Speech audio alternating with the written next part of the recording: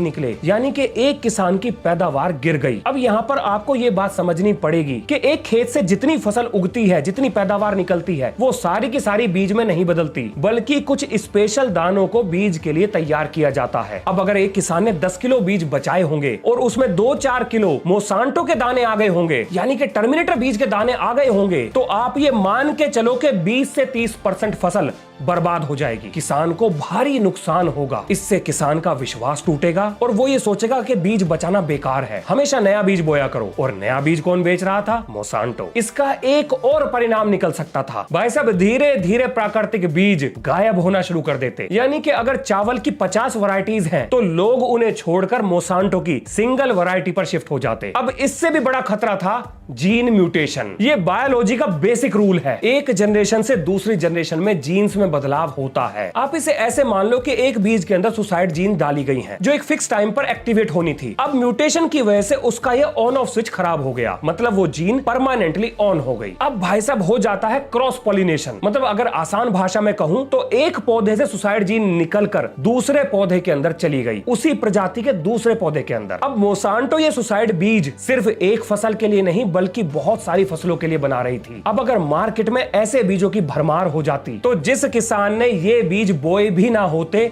उसकी फसल भी अगले साल पैदावार नहीं देती। उसके बीज में भी ये सुसाइड जीन चली जाती, जिससे धीरे धीरे फल, सब्जियां, अनाज सबकी पैदावार गिरने लगती। और ये सब रोकने के लिए उस समय पर हमारे पास बीज नहीं होते, क्योंकि किसान ने जो बीज बचाए थे वो तो जीन म्यूटेशन की वजह से खराब हो गए। और ये सब होने के बाद दुनिया में मिलने वाली खाने पीने की चीजों पर एक कंपनी का कंट्रोल होता, और वो होती मोसांटो। भाई साहब, दुनिया भर में करोड़ों लोग भूख से सोने पर मजबूर हो जाते, गाँव के गाँव खाली हो जाते, लोग रोटी के लिए लड़ते, सड़क पर दंगे हो जाते। और